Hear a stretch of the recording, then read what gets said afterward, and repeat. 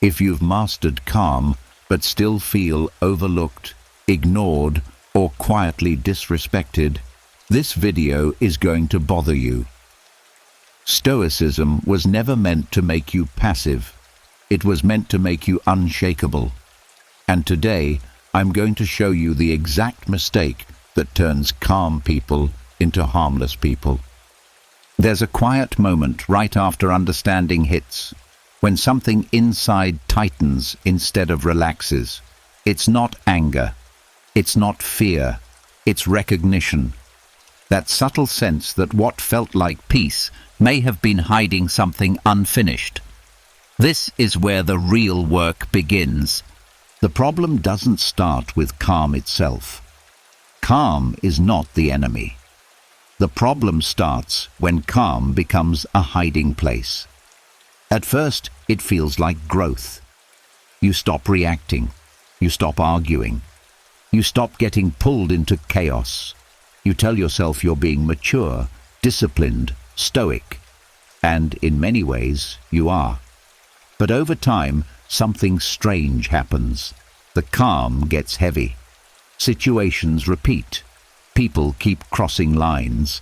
Life keeps nudging you, sometimes shoving you, and you keep responding with silence. Not because silence is wise, but because it feels safer than friction. This is the sedative trap. It's when calm stops being clarity and starts becoming anesthesia. The mind is very good at learning shortcuts.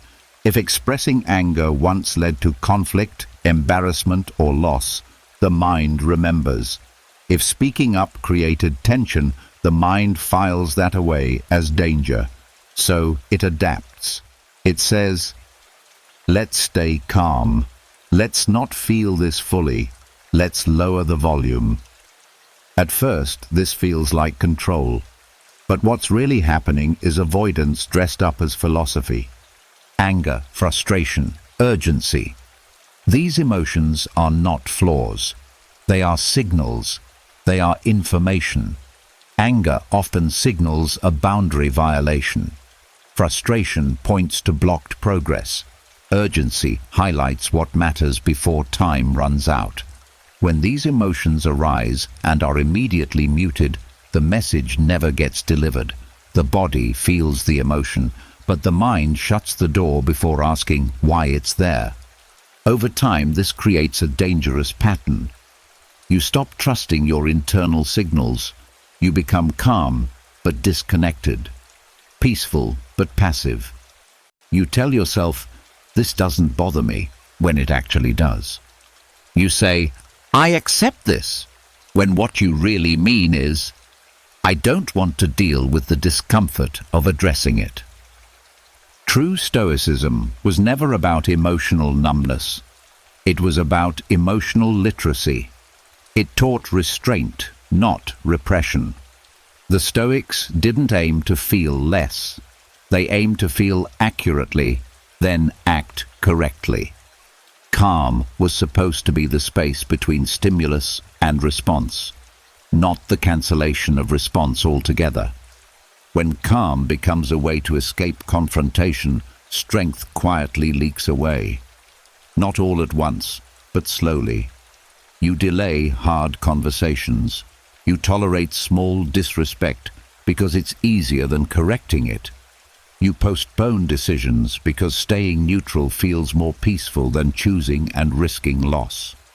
And each time this happens, the mind learns a lesson. Stillness equals safety. Action equals danger. But life doesn't reward safety the way the mind hopes it will. What happens next is subtle. You don't feel weak in obvious ways. You still feel composed, rational, grounded, but your life starts shrinking. Opportunities pass because you didn't assert interest. Relationships drift because you didn't speak truth. Patterns repeat because nothing interrupts them. And deep down, there's a quiet resentment that you don't talk about, not toward others, but toward yourself. This resentment is often mistaken for burnout or confusion. But it's something else. It's unexpressed energy with nowhere to go. Controlled intensity is what's missing. Intensity doesn't mean chaos. It doesn't mean yelling, exploding, or reacting impulsively. Controlled intensity is the ability to let emotion rise without letting it hijack you. It's the skill of using emotional energy as fuel instead of suppressing it like a fire hazard. Think of a blade. A dull blade is safe to touch, but useless. A sharp blade is dangerous, but effective. Stoic strength was about becoming sharp without becoming reckless. Calm was the steady hand, not the blunt edge. Reclaiming this begins with allowing emotions to complete their cycle. When anger arises, instead of immediately dissolving it with logic, pause and ask what boundary is being tested. When frustration appears, ask what progress is being blocked. When urgency shows up, ask what truly matters right now. This is not indulgence. This is intelligence. The moment you start listening instead of silencing, your calm changes texture. It becomes alert instead of sleepy, present instead of distant. You're no longer calm because you've checked out. You're calm because you're ready. This kind of calm doesn't avoid confrontation. It chooses it carefully. It doesn't rush into conflict, but it doesn't run from it either. When a line is crossed, it responds. When a decision is required, it decides. When respect is missing, it addresses it without drama, without apology, and without hatred. Authority grows here. People often think authority comes from dominance or volume. It doesn't. It comes from consistency between inner signals and outer actions. When what you feel, what you value, and what you do are aligned, others sense it immediately. They may not understand it, but they feel it, and behavior around you starts to change. The sedative trap teaches the opposite lesson. It teaches that being unbothered is the goal, but being unbothered without being effective is just emotional sleep. Life doesn't need you asleep. It needs you awake and steady. There's a reason ancient Stoics emphasized practice over theory. They wrote, reflected, trained, and tested themselves in the real world. Calm was not a personality trait. It was a tool. And like any tool, if misused, it stops working. When you stop sedating yourself with false peace, something returns. Not chaos, not anger, but weight, presence, gravity. Your words land differently. Your silence means something again. Your decisions feel cleaner, even when they're hard. This is the shift from calming yourself down to standing yourself up. And once that happens, calm no longer weakens you. It sharpens you.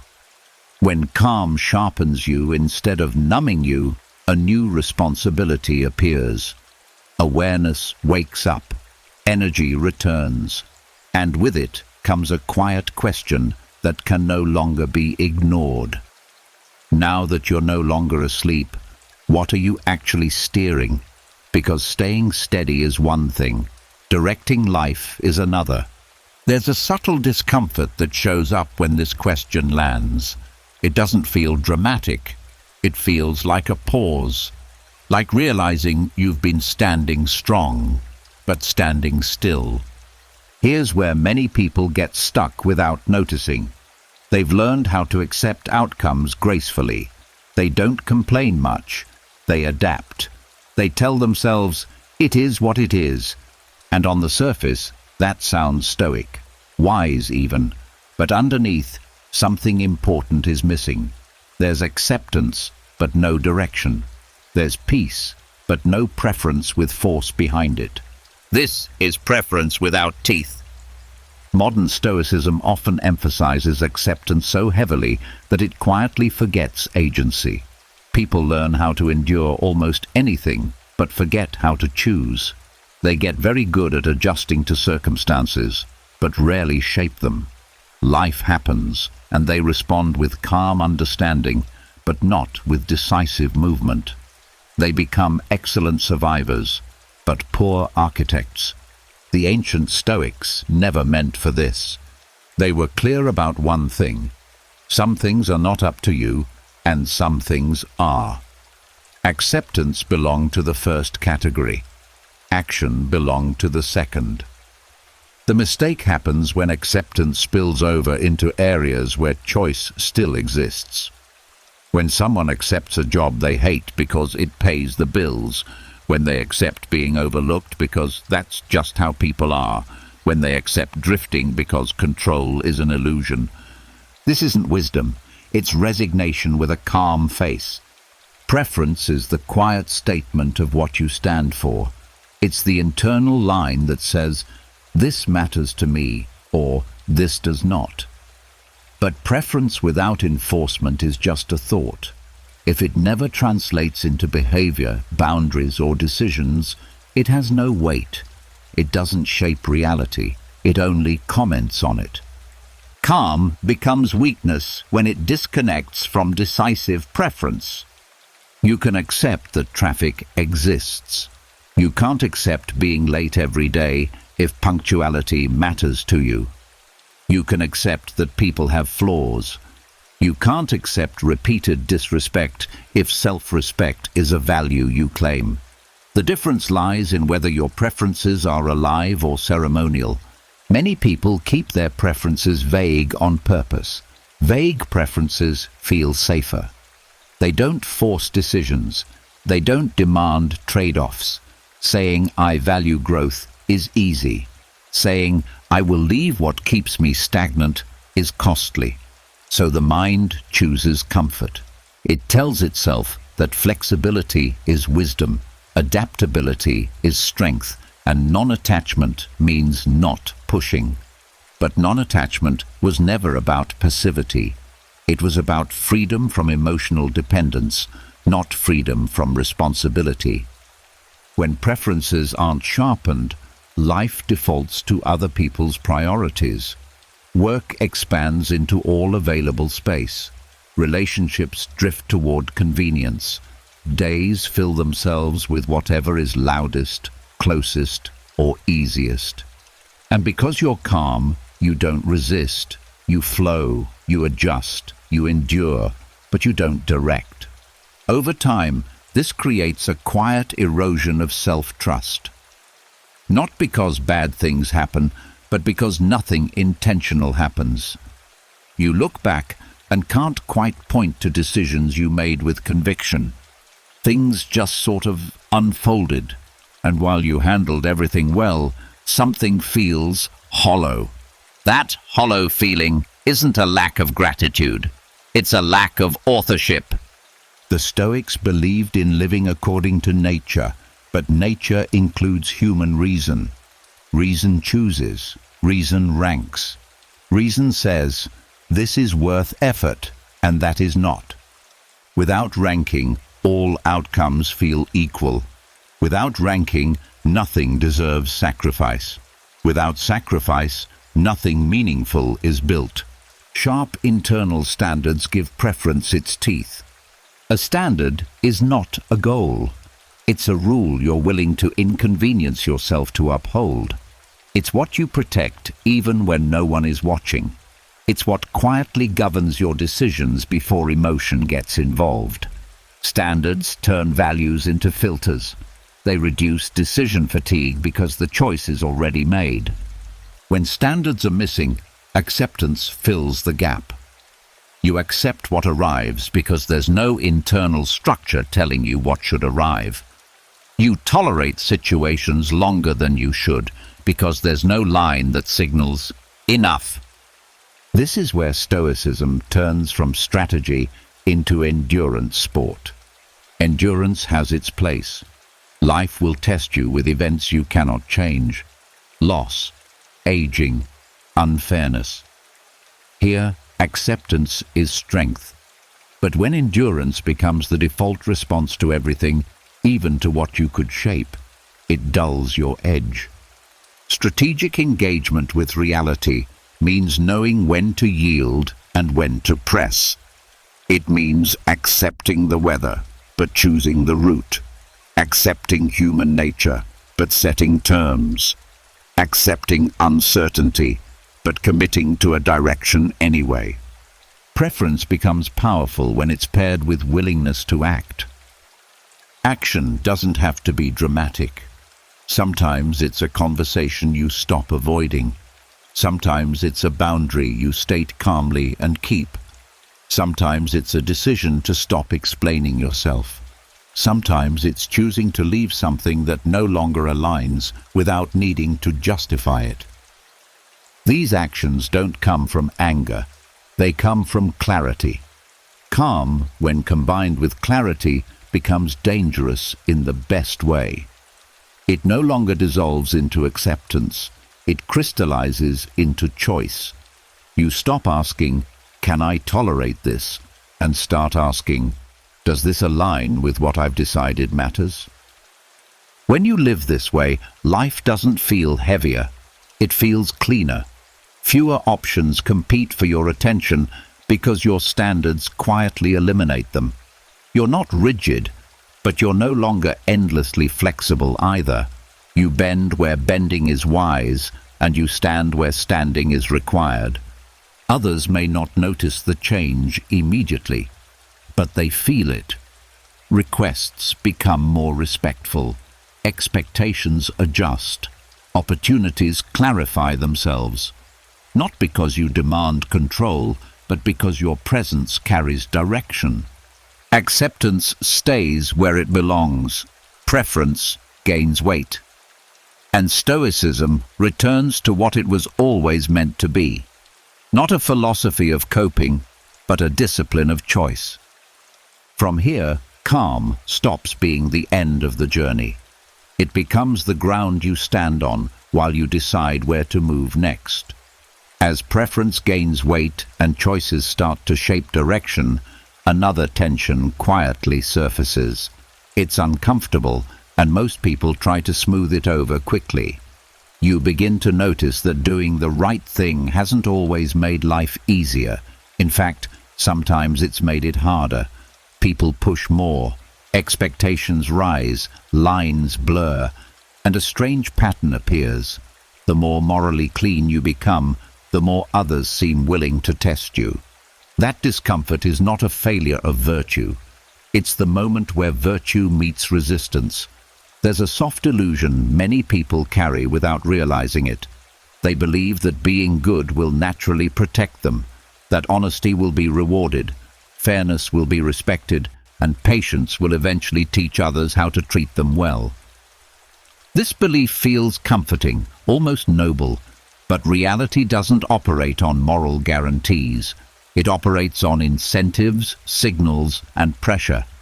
Virtue without friction creates social fragility. A morally clean person is often calm, fair, and considerate. They don't manipulate. They don't escalate. They don't impose. They value harmony. But when harmony becomes the highest value, something critical is lost. The ability to apply pressure disappears. Boundaries become negotiable. Leverage is never used. And slowly, others learn a lesson, even if they can't articulate it. This person will absorb discomfort to preserve peace. Exploitation doesn't always look cruel. Often it looks polite. It's the colleague who adds more work because you never push back. The friend who constantly cancels because you're understanding. The relative who crosses lines because you don't want conflict. None of these people may see themselves as villains. They're responding to the environment you unconsciously allow. Ancient Stoics were not naive about this. They lived in brutal political and social systems. Power struggles were open, not hidden. They understood that virtue was not softness. It was strength aligned with reason. Reason demanded justice, yes, but justice included firmness. It included consequence. It included saying no without apology. Niceness was never the goal. Integrity was. When virtue is practiced without friction, it becomes performative rather than functional. You look good, you sound wise, but you lack gravity. And gravity is what makes others adjust their behavior around you. Without it, your values remain personal preferences instead of social realities. Friction doesn't mean hostility. It means resistance. It means your principles don't collapse at the first sign of pushback. It means when someone applies pressure to you, something pushes back instead of absorbing everything quietly. Think of a structure. A building that looks beautiful but cannot withstand wind is not strong. It's decorative. Strength is proven under stress, not comfort. The same is true of virtue. A person who is virtuous only when it's easy has not tested their virtue. A person who remains virtuous while enforcing boundaries has refined it. Social fragility shows up when someone cannot assert without guilt. They hesitate before speaking up, not because they're unsure, but because they fear being perceived as harsh. They over-explain. They soften every statement. They negotiate with their own standards before anyone else has to.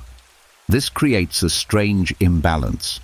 Others feel free to be direct, even demanding, while you feel obligated to remain agreeable.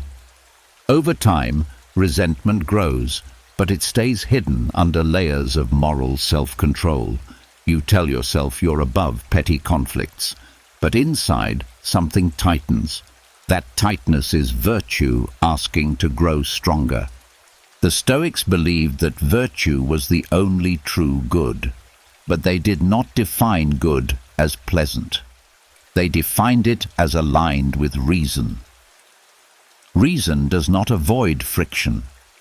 Reason evaluates it. Sometimes reason says, "This must be challenged." Sometimes it says, "This must be stopped." Sometimes it says, "This cannot continue." Avoiding friction at all costs is not rational. It's emotional risk management disguised as morality. When you begin to accept this, your behavior changes subtly. You stop cushioning every truth. You stop sacrificing clarity for comfort. You stop mistaking silence for wisdom. You still act fairly. You still act with restraint, but you no longer act small. Formidability enters quietly. Formidable people are not loud. They don't threaten. They don't dominate. They are simply difficult to move off their center. When pressure is applied, they don't collapse or explode. They hold, and because they hold, others adjust. Virtue becomes credible when it has consequences. This doesn't mean punishing others harshly. It means allowing natural consequences to exist. If someone repeatedly disrespects your time, you stop making yourself available. If someone crosses a line, you name it once clearly and respond consistently. If a situation violates your standards, you remove yourself without drama. No speeches, no moral lectures, just alignment. Many people fear this shift because they worry it will make them less good. In reality, it makes them less manipulable, and there is a difference. Moral cleanliness feels safe because it avoids conflict. Moral strength feels uncomfortable because it invites it when necessary. But only one of these creates stability. Social systems test for weakness automatically, not out of malice, but out of efficiency. Boundaries that don't hold get pushed. Values that don't act get ignored. Calm that never asserts gets categorized as passive. When you bring friction back into virtue, respect returns, not because you demand it, but because your presence recalibrates expectations. You no longer need to prove how ethical you are. Your behavior does the work. Your standards are felt. Your calm doesn't dissolve under pressure. It becomes dense. This is where Stoicism stops being about looking virtuous and starts being about living effectively. Virtue in its mature form is not fragile. It doesn't need constant validation. It doesn't need to announce itself. It can withstand misunderstanding, resistance, and even temporary disapproval without breaking. And once virtue can withstand resistance, it no longer invites exploitation. It invites adjustment. From here, calm, preference, and virtue begin to converge into something rare. Not moral purity, not passive peace, but a grounded presence that neither chases approval nor avoids tension. As virtue gains friction and presence becomes harder to ignore, a new temptation quietly returns. It doesn't arrive as weakness, it arrives as relief. The relief of stepping back, of loosening your grip, of telling yourself that distance equals wisdom. And in many cases, it does. But here's the danger. Sometimes what feels like detachment is not strength at all. It's an exit taken too soon. There's a moment when discomfort rises and the mind offers an escape that sounds enlightened. Let it go. Don't get attached. This isn't worth your peace. These phrases feel clean, mature, stoic. But when they appear too early, they don't protect power. They drain it. Non-attachment is one of the most misunderstood ideas in Stoicism. People hear it and assume it means disengagement, pulling back, releasing effort the moment tension appears. But the Stoics never taught withdrawal from difficulty as a first response. They taught endurance guided by reason. And endurance only means something when it lasts longer than comfort. Mistimed detachment is self-betrayal disguised as wisdom. It usually starts subtly. A goal becomes harder than expected, so interest fades. A relationship reaches a difficult phase, so emotional distance grows. A conversation feels uncomfortable, so silence replaces clarity. Each time the mind reassures itself, I'm being detached. I'm not clinging. I'm choosing peace. But peace chosen too early becomes avoidance. Growth lives in the middle phase. After excitement fades, before resolution arrives. This is where effort feels heavy, progress feels slow, and doubts feel loud. This is the exact phase many people abandon, not because the path is wrong, but because staying requires tolerating friction without immediate reward. Stoic endurance was built for this phase. The Stoics believed that character is revealed under prolonged pressure, not quick decisions. Anyone can stay calm for a moment. Very few can stay engaged when results are delayed. Appreciation is missing, and discomfort lingers. That's where strength is forged. When detachment happens too early, something important never develops. Muscles don't strengthen if tension is released immediately. Skills don't mature if practice stops at frustration. Relationships don't deepen if distance replaces dialogue at the first sign of strain. The same principle applies internally. Calm becomes an excuse when it's used to justify quitting what still deserves effort. There's a difference between letting go and letting escape. Letting go happens after understanding, effort, and clear judgment. Escape happens at the first emotional spike. One preserves dignity, the other preserves comfort. Early detachment feels light at first. You feel less stressed, less involved, less affected. But over time, something else appears. A sense of thinness, like life has lost resistance. Days feel easier, but flatter. Nothing pulls deeply because nothing is held long enough to matter. Personal power hollows out here. Power is not intensity alone. It's sustained engagement, the ability to remain present without clinging and without fleeing. to stay with difficulty long enough to learn what it demands, to hold a position calmly while pressure tries to move you. When non-attachment is misunderstood, people confuse emotional neutrality with wisdom. They disengage before clarity arrives. They release responsibility before insight forms. They avoid conflict before truth is spoken. And they call it balance. The Stoics didn't value emotional neutrality. They valued emotional discipline. Discipline doesn't erase feeling, it regulates it so action remains possible. Staying engaged longer than comfort allows is not stubbornness. It's discernment. It's the willingness to say, "This is uncomfortable, but it's not finished." That sentence alone changes everything. It keeps you in conversations that matter instead of ghosting them. It keeps you working through resistance instead of switching paths endlessly. It keeps you present in your own life instead of hovering above it, untouched but uninvolved. Endurance creates depth. Without endurance, detachment becomes a revolving door. Nothing stays long enough to shape you. You float from situation to situation, calm but unmarked, peaceful but unchanged. And eventually, a quiet question arises. If nothing can disturb me, can anything fulfill me? True Stoic detachment happens after engagement, not instead of it. The Stoics accepted impermanence, but they didn't rush toward it. They acted fully within the time they had. They committed to duties. They endured strain. They didn't drop responsibility the moment it became uncomfortable. They understood that attachment becomes harmful only when it overrides reason, not when it challenges comfort. Reason sometimes demands staying. Staying doesn't mean clinging emotionally.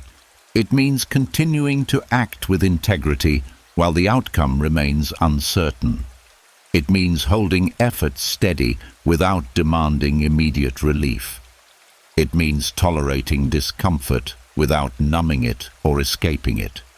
This kind of staying builds a different kind of calm. Not the calm of disengagement, but the calm of grounded presence. You're not frantic, you're not withdrawn, you're rooted. And rooted people don't feel the need to constantly let go. They know when to release because they've stayed long enough to understand what should be released. When you stop letting go too early, your life regains texture. Effort feels meaningful again. Discomfort becomes informative instead of threatening. Calm stops being a retreat and becomes a foundation. You don't abandon yourself at the first sign of strain. You remain. That remaining changes how others experience you. You're no longer someone who disappears when things get hard. You're no longer emotionally unavailable behind a wall of philosophy. You're steady, present, reliable, and paradoxically, more free. Because freedom isn't found in constant release. It's found in choosing when to hold and when to let go. As endurance strengthens and engagement lasts longer than comfort, another realization quietly settles in.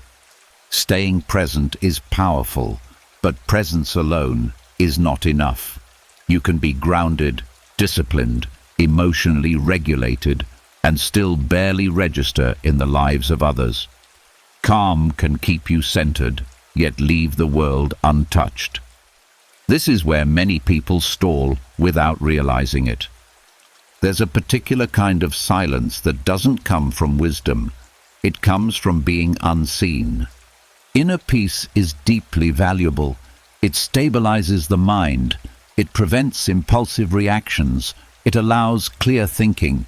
But when inner peace never travels outward, it slowly turns into outer irrelevance. You're steady on the inside, but nothing shifts around you. Decisions are made without you. Lines are crossed around you. Opportunities move past you. And because you're calm, you tell yourself it doesn't matter. But it does. Stoicism was never meant to erase presence. It was meant to sharpen it. A Stoic was not someone who disappeared into serenity. A Stoic was someone whose composure made their actions precise and unavoidable. Calm was not the goal. Influence guided by reason was. A calm person who cannot influence outcomes becomes invisible, not because they lack value, but because nothing in their behavior signals weight. The world doesn't respond to internal states. It responds to patterns. It responds to what changes when someone enters a room, speaks, or chooses. Strength must be felt, not announced. Many people confuse quietness with depth. They speak softly, react minimally, and avoid asserting themselves, believing this projects maturity. Sometimes it does, but when quietness is constant and unaccompanied by decisive action, it becomes easy to overlook, not out of disrespect, but out of habit. People notice what moves things. Outer irrelevance often looks like this. You have good ideas, but they're not implemented. You have strong values, but no one adjusts behavior around them. You show up consistently, but your absence wouldn't change much. And because you don't seek attention, this pattern goes unchallenged. Stoic discipline was never about shrinking. It was about concentrating force. Presence is not volume. It's density. A person with disciplined presence doesn't need to talk much, but when they do, it lands. They don't need to react often, but when they act, it matters. Their calm doesn't drift. It gathers. Inner peace becomes outer relevance only when it informs action. This doesn't require domination or charisma. It requires clarity expressed through behavior. It's the ability to say no without explanation, to state expectations without apology, to follow through consistently, to withdraw attention deliberately instead of passively. These signals register. When calm stays internal, it soothes you but teaches others nothing. When calm shapes behavior, it becomes instructive. People learn what happens when they interact with you. They adjust accordingly. Quiet withdrawal feels safe because it avoids friction, but it also avoids impact. Over time, it trains others to work around you rather than with you. Your steadiness becomes background noise. Respect grows when presence creates consequence. This doesn't mean punishing others. It means your choices alter the environment. If standards are crossed, access changes. If effort isn't reciprocated, energy redirects. If alignment is missing, involvement reduces. Calmly, consistently, without speeches. This is disciplined presence. Discipline gives calm direction. Presence gives calm visibility. Together they create gravity. Many people fear stepping into this because they worry it will disrupt their peace. In reality, it protects it. When others understand where you stand, fewer misunderstandings occur. Fewer lines are tested. Less emotional cleanup is required. Your peace stops being something you defend internally and becomes something the environment respects. Stoic strength was never passive. It was controlled.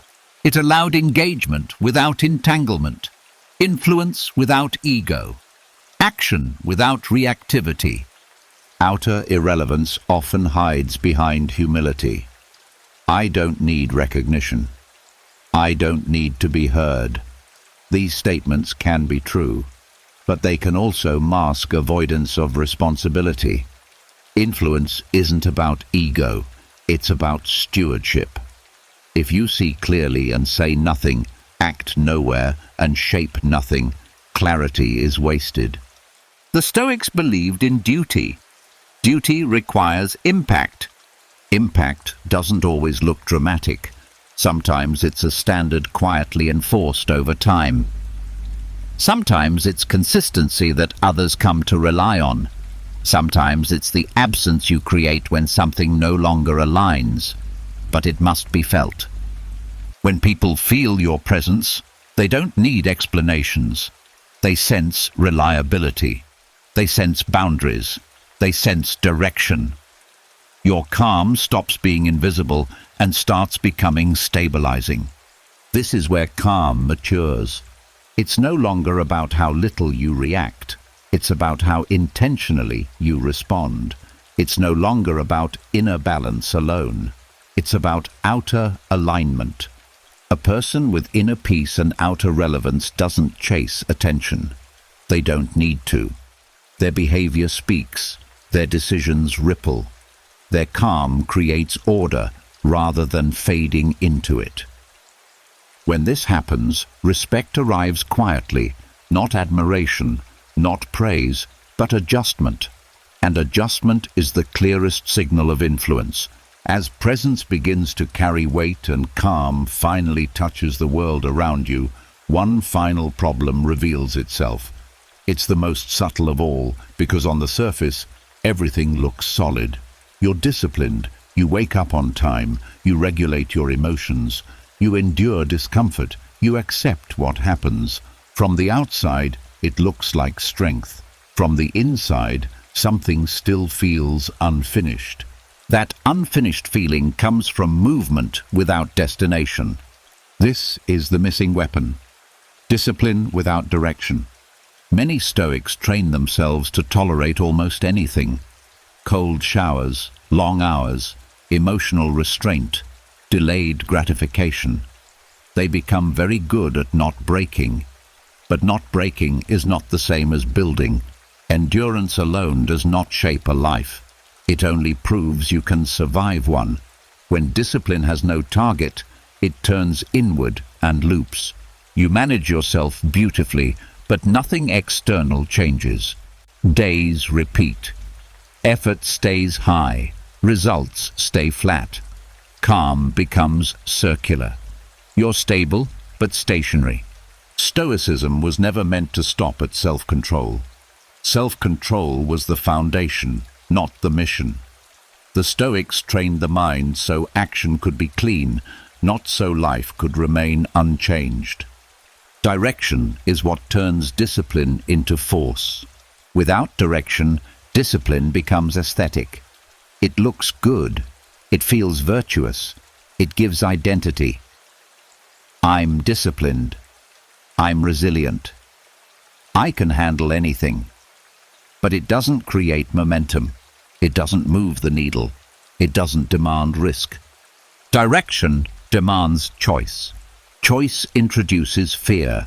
Fear introduces stakes. And stakes are exactly what circular calm tries to avoid. It's safer to keep refining yourself endlessly than to aim at something that could expose limitation or failure. So many people unconsciously stop here. They build inner stability like a fortress and never march out of it. But discipline without direction is just control practicing itself. The Stoics believed life should be lived according to reason. Reason doesn't just restrain, it selects, it prioritizes, it commits. A disciplined mind without a chosen aim will default to maintenance mode. Keep things steady, avoid disruption, preserve balance. But balance without movement becomes stagnation. Direction does not mean obsession. It means orientation. It answers a simple question. What is this discipline for? Is it for building something meaningful?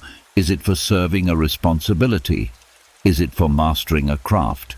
Is it for protecting a value? Without an answer, discipline feeds on itself. With an answer, discipline sharpens. When direction enters, calm changes again. It becomes purposeful. You stop training just to endure discomfort and start enduring discomfort because it moves you somewhere specific. Sacrifice stops being abstract. It becomes strategic. Momentum returns here. Momentum is not speed. It's alignment between effort and outcome. You feel it when each act of discipline connects to something beyond itself. You wake up not just to be disciplined, but to advance a chosen path. This is where many fear they will lose their stoic calm. In truth, they finally use it. Aimed discipline doesn't create chaos. It creates focus. You say no more easily because you know what you're protecting. You tolerate less because misalignment costs you progress. You endure more because the pain has meaning. Direction filters effort. Without it, you try to be disciplined everywhere and end up diluted. With it, you concentrate force, fewer battles, clearer priorities, cleaner decisions. The Stoics understood this through the concept of duty. Duty was not vague. It was specific to one's role, capacity, and moment in life. A soldier had different duties than a statesman, a parent different from a philosopher. Discipline served the duty. Duty gave discipline its edge. Modern Stoicism often removes duty and keeps discipline. The result is impressive self-control with no external footprint. To convert inner stability into forward momentum, direction must be chosen deliberately. Not perfectly, deliberately. You don't wait for total clarity. You commit to a direction and refine it through action. Reason adjusts, experience teaches, but movement continues. Direction does not promise success. It promises relevance. Once discipline is aimed, life stops feeling like a test of endurance and starts feeling like a project. Calm no longer loops back into itself. It flows outward. Decisions carry weight. Effort compounds. Presence deepens. Even setbacks feel different. They inform rather than discourage. You're no longer just surviving difficulty. You're using it. This is the final shift. Calm without strength was weakness. Calm with strength, but no direction was stagnation. Calm with strength and direction becomes quiet power. Not loud, not aggressive, but effective. And this is what Stoicism was always meant to produce. A person who can remain steady under pressure, choose deliberately, act decisively, and move forward without being owned by emotion or fear. Not peaceful in isolation, powerful in alignment. From here, Stoicism stops being something you practice internally and becomes something that shapes your life visibly, steadily, and on your terms. And once discipline has a direction, weakness no longer has anywhere to hide. Calm was never the finish line. It was the starting point.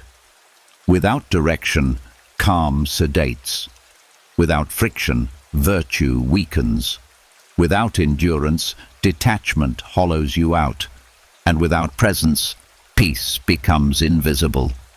Stoicism was never meant to make you quiet in a loud world. It was meant to make you effective in it.